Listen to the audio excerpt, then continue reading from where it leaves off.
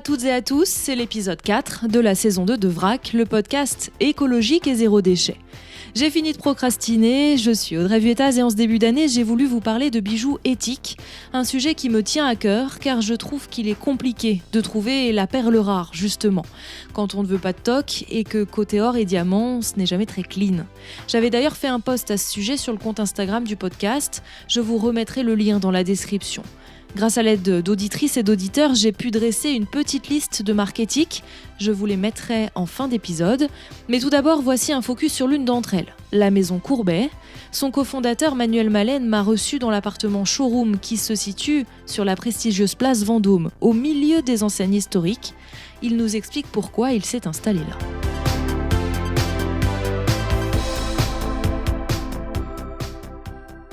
Parce que déjà, j'ai envie de dire, la joaillerie, c'est quand même quelque chose qui est à la base est français, européen, et qui a une seule place Vendôme dans le monde, qui regroupe l'ensemble des grands joailliers. Et on trouvait que ce diamant et cet or que l'on utilise méritaient la place Vendôme, parce qu'on fait appel aux mêmes artisans, on a les mêmes contraintes et les mêmes nécessité d'être dans la perfection, dans le détail. Donc voilà, Place Vendôme, c'était naturel. Un outsider, Place Vendôme, avec un nom évocateur, Courbet, et l'origine du projet, Manuel nous l'explique. On voulait un nom français, une fois, comme je vous l'ai dit, la joaillerie était plutôt française, et on cherchait un nom qui ait une connotation artistique, voire disruptive si c'était possible. Et en fait, on a cherché tout simplement, et Courbet est arrivé de manière très naturelle, avec l'origine du monde, ce tableau qui avait mis en émoi tout Paris dans les années 1860, qui était caché derrière un autre tableau. On ne pouvait pas le regarder en direct, il fallait découvrir un autre tableau pour le regarder, puis replacer l'autre tableau. On ne peut toujours pas le mettre sur Facebook. Donc ça, on trouvait que c'était assez disruptif déjà comme tableau. Et ensuite, Courbet, c'est le peintre de la nature et de la femme. Donc quand on veut faire de la joaillerie écolo, ça tombe plutôt bien. Et enfin, c'est là où on a vu un signe, c'est que Courbet, dans les années 1870 ou 71, il est communard et haut placé dans la commune de Paris. Et c'est lui qui fait déboulonner la colonne Vendôme. Et il fait déboulonner la colonne Vendôme pour une bonne raison. Il dit « Je suis rue de la Paix, et la première chose que je vois rue de la Paix, c'est une colonne à la gloire des guerres napoléoniennes. » Il dit « Non, ça doit aller ailleurs. Et là, on doit faire un monument pour la paix. » Donc quelqu'un qui a voulu changer la place Vendôme pour une bonne raison, on trouvait ça inspirant. La marque, en fait, moi j'ai eu l'idée il y a 6 ans à peu près maintenant. En fait, l'idée, j'ai un de mes fournisseurs, je travaillais dans une autre grande marque de la place à l'époque que je dirigeais, et j'ai un de mes fournisseurs qui est quelqu'un qui travaille pour la place Vendôme depuis 2 ou 3 générations, qui fait des parures pour des grandes marques de la place, et qui me dit « Écoute, je vais voir quelqu'un qui fait du diamant de laboratoire en verre, ça ne dirait pas de venir ?» J'écoute avec plaisir, mais moi je ne suis pas gémologue, j'y connais rien. Il dit « Mais écoute, moi je le suis, écoute, ça peut être sympa. » Donc effectivement j'y vais. Et durant tout le rendez-vous qu'on a avec ce diamantaire à Anvers, j'ai mon ami à côté qui est juste stupéfait et qui me dit, alors désolé des termes, mais il dit merde. Je lui dis mais quoi ? Il me dit écoute, c'est la même chose, je vois pas la différence.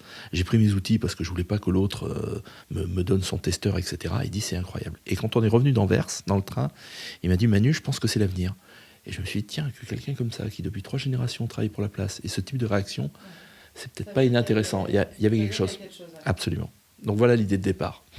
Alors après, je pense qu'il y a beaucoup de choses, il y a des circonstances, il y a des rencontres, évidemment. Il y a le fait aussi que je pars de la marque que je dirigeais parce que je n'étais pas d'accord avec la stratégie, etc. Mais ça m'a permis de faire des belles rencontres, et notamment celle de mon associé actuel, qui est Marianne Waschweister, qui est donc la directrice artistique de Courbet, mais pas que, parce qu'elle a juste un background qui est juste incroyable. Elle a été chez McKinsey, chez Procter, elle a créé une boîte de téléphonie en Suède, elle a créé une école Montessori.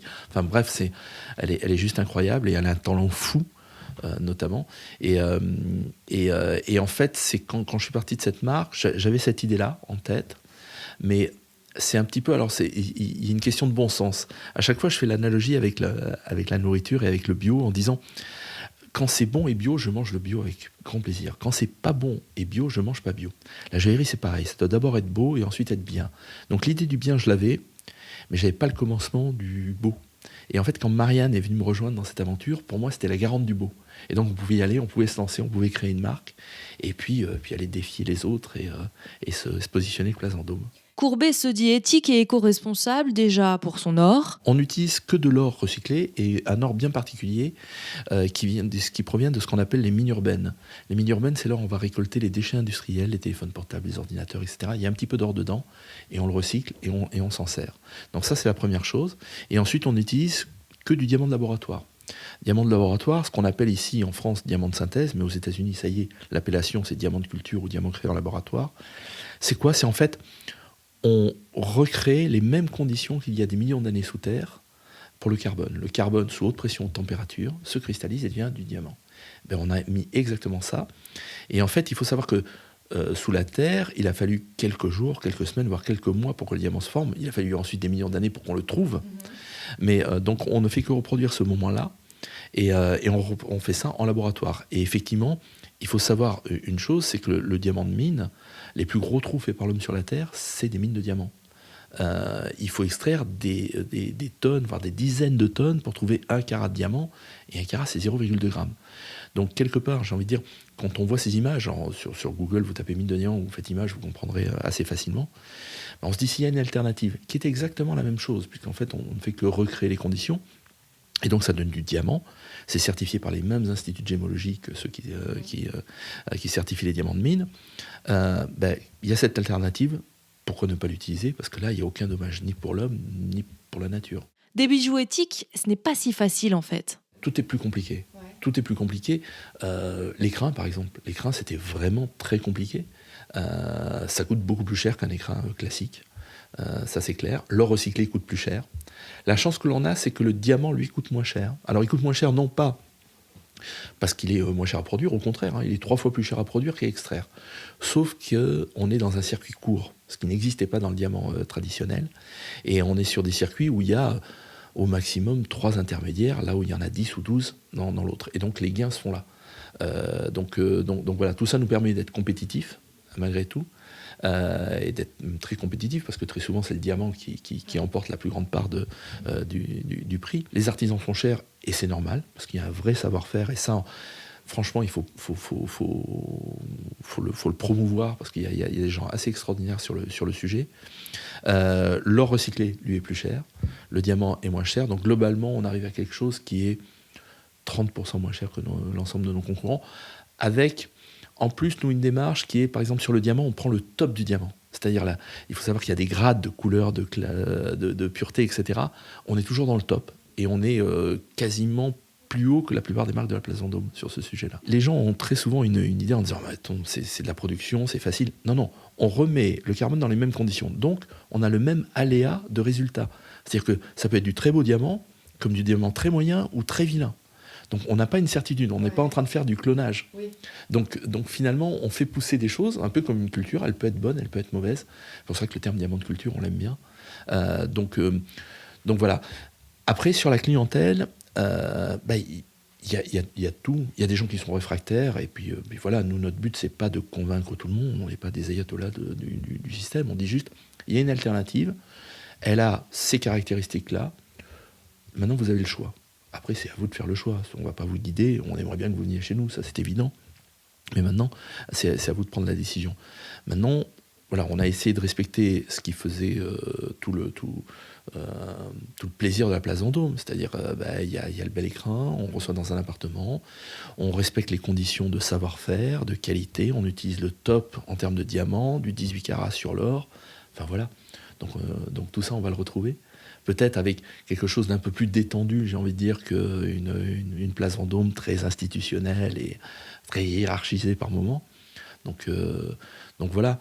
Mais bon, nous on voit, tout se passe très très bien. On a énormément de rendez-vous, les gens viennent sur rendez-vous. On fait beaucoup de rendez-vous sur FaceTime ou Skype. Ouais. Également, c'est plutôt très sympa. C'est une autre manière de vendre. Ouais. Et en fait, de recevoir les gens ici, on les reçoit et on prend le temps. Donc je pense qu'ils se sentent traités, reçus, et puis ça se fait de manière un peu cool, quoi. Faut, comme je dis souvent, attendez, on n'est pas en train d'opérer des gens, on ne fait pas des opérations à cœur ouvert, on est plutôt dans le bonheur et du plaisir. Quand les gens viennent acheter ici, c'est souvent pour célébrer un joli moment, donc il faut que ça soit joyeux, quoi, tout simplement. Quant aux formes, classiques ou modernes, je lui ai posé la question. Alors, il y a les deux. C'est une bonne question parce qu'il y a vraiment les deux côtés. J'ai envie de dire, il y a un côté qui reste quand même très... comment dire pas institutionnel, mais c'est le mariage, c'est les fiançailles. Donc là, on sait qu'il va y avoir des modèles qui sont à une 4 griffes, une 6 griffes, etc. Des choses assez classiques, d'une part. À côté de ça, on est une marque. On veut être une marque et donc revendiquer un design, une esthétique. Et on a fait des collections à côté qui vont combler d'autres besoins, d'autres moments de la vie. Et là, par contre, on a mis un design très courbé, notamment avec le C et le O de courbé, qu'on va retrouver ces deux lettres co, on les trouvé sympa, ça fait collectif, compagnie, coopératif, etc. Et on va le retrouver non pas comme la forme d'un monogramme qu'on va essayer d'imposer partout, mais au contraire des formes un peu différentes. Mais on va retrouver ce co, quelquefois caché, quelquefois très visible. Et l'idée sur ces collections-là, c'est effectivement... Il y a une ligne conductrice qui est de dire on ne veut pas de fast fashion, on ne veut pas de show-off. Parce que si on veut être une marque écologique, il ne faut pas qu'on soit dans cette permanence, ce besoin permanent de racheter des choses. Donc il faut que ça dure. Et quelque part, c'est de trouver un nouveau classique. D'accord. Donc voilà. Des lignes qui sont pas forcément... Qui sont relativement épurées. Alors après, il y a des twists. Par exemple, il y a des boucles d'oreilles qui deviennent une bague. Il y a une collection Eclipse où le C et le O ressemblent à une lune et un soleil. Donc on a fait une Eclipse. Donc il y a plusieurs motifs sur le bracelet, par exemple. Et le C va diminuer ou s'agrandir. Enfin, il y a plein de choses comme ça. Il y a une bague ajustable, donc on peut la changer de doigt quand on a envie. Je pense qu'il faut aussi coller un petit peu à ce qui se passe dans la vie. Quand on regarde aujourd'hui que l'usage est peut-être plus important que la possession. Donc il y a plein de choses à imaginer à travers ça. Et l'interchangeabilité peut en être une. Il semble que le marché existe et que la demande devienne mondiale. Oui, clairement. De toute façon, j'ai envie de dire c'est l'avenir. Alors, c'est pas parce qu'on le fait, parce que ça serait bien prétentieux de le penser, mais surtout ce diamant-là, j'ai envie de dire, il y a deux raisons. Il y a la belle raison qui est la raison écologique. On se rend compte que c'est un désastre, donc il faut trouver une alternative, et elle est là. Et la deuxième raison, qui est économique et toute bête, le diamant de mine, c'est une ressource naturelle. On a fini de puiser et ça va diminuer. La demande en diamant, elle continue d'augmenter dans le monde. Donc forcément, on va y aller. Maintenant, c'est compliqué pour les marques existantes de faire cohabiter l'un et l'autre, parce qu'il y en a souvent un qui stigmatise l'autre. Donc c'est compliqué. Mais ils y viendront, et tant mieux, et c'est le but du jeu. Je trouve que c'est un reproche qui est un peu dur, qu'on leur fait souvent, qui est de dire « Ah oui, non, mais attendez, vous faites ça, mais c'est rien par rapport à tout le reste. » Oui, mais c'est au moins le début. Et je comprends que ça soit compliqué. Et quelque part, ces réactions-là, ça n'incline pas les marques à faire un petit morceau, etc.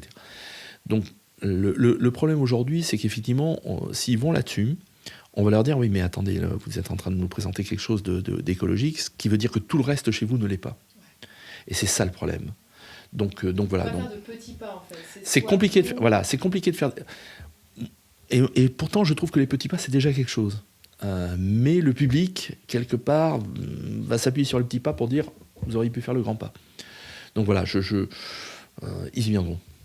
Ça va prendre un peu de temps, mais ils y viendront, c'est évident. La marque est éco-responsable, éthique. Emmanuel Malène, alors pour être très sincère, moi j'ai 52 ans, l'écologie, j'ai envie de dire, elle est plus venue à travers mes enfants qui m'ont stigmatisé, quelque part. En gros, qui disent, attendez, vous voyez ce que vous nous laissez, vous le saviez, vous n'avez rien fait, etc., etc. Donc je pense que la prise de conscience, sincèrement, elle est venue de là. Après, j'ai la chance d'avoir aussi une associée donc, qui est suédoise. Et autant vous dire que là, par contre, l'écologie, ça rigole pas. Ils l'apprennent à l'école, donc ce qui est plutôt bien. Donc, donc elle m'a poussé là-dedans. Et j'ai envie de dire, j'y suis allé avec plaisir parce que oui, vous avez raison. Faut y aller, faut arrêter. Ouais, alors à notre petit niveau, moi je sais faire que ça, donc j'ai passé ma vie dans ces maisons de luxe, donc voilà, je vais pas m'engager sur autre chose où je ne serai pas légitime. Là-dessus, je pense avoir la légitimité, et aujourd'hui, surtout, il y a les alternatives pour le faire. Voilà, donc allons-y.